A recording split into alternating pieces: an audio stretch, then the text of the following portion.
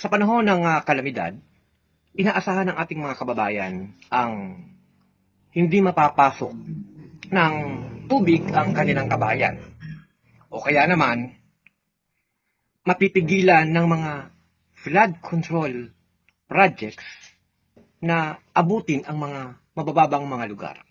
Pero, ang siste sa ngayon, lumalabas na ang mga flood control projects na ito ay hindi naman pala inilalagay doon sa mga matataong lugar.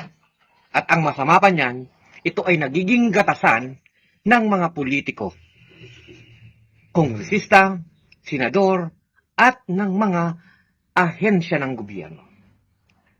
Sa sitwasyon po na nangyayari sa ngayon, itong flood control projects na pinangalan ng 15 kontraktor ay merong 3 sa Bicol.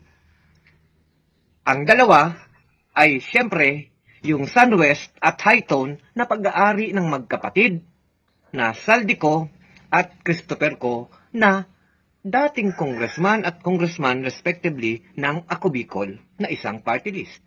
At ang isa naman ay nag-donate ng 30 milyong piso para sa kampanya ni Chis Escudero na ito nga pong tinatawag na Centerways Construction na taga Sorsogon. Sila, isa yan sa 15. Kung hindi na natin isa-isa ng 15 pero 3 po niyan ay Bicolano. Ngayon, papaano ba mahahabol? Matagal na pong punto mga kababayan. Ang SOP, pagbaba pa lamang. Diyan sa DBM, may kaltas na. Pagbaba diyan sa kung saan pumasok na congressman, may kaltas na. Pagbaba pa sa munisipyo, may kaltas pa. Ngayon, magkano na lamang ang matitira sa pondo at budget na ipapagawa? Kaya nagiging walang laman. O kaya nagiging ampaw ang patrabaho. Mantakin nyo sa 545 billion na pondong inilaan ng pamahalaan para sa pagtatayo ng infrastruktura para maibsan ang pagbaha sa ating bansa. 15 construction firm lamang o 20% ng mga yan ay napunta sa kanila o 100 billion pesos. Ito pong usaping ito ay dapat pinapasukan na po ng COA, Commission on Audit. Dahil mandato, obligasyon ng Commission on Audit na makita, matrack saan napupunta at papaano ganyan nagagasta ang pera ng taong bayan na mga ampaw ang kinakalabasan. Pangalawa, bakit merong mga kontraktor na congressman din sila?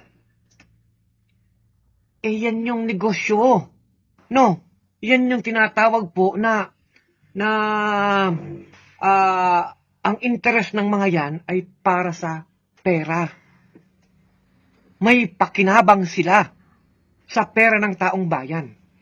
Ngayon, magkukondukta ng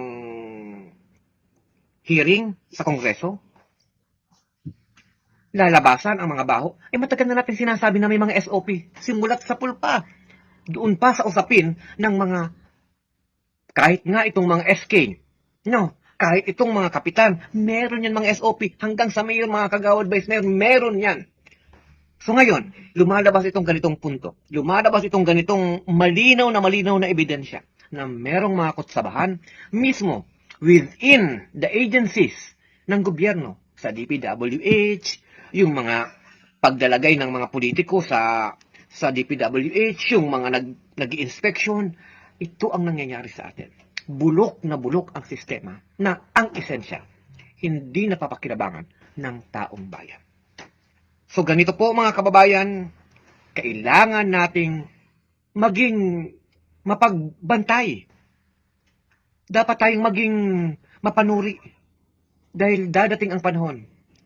Yung mga yang naging yaman ng mga politiko niyan na kontratista, binabayaran pa ng ating mga kaapu-apuhan.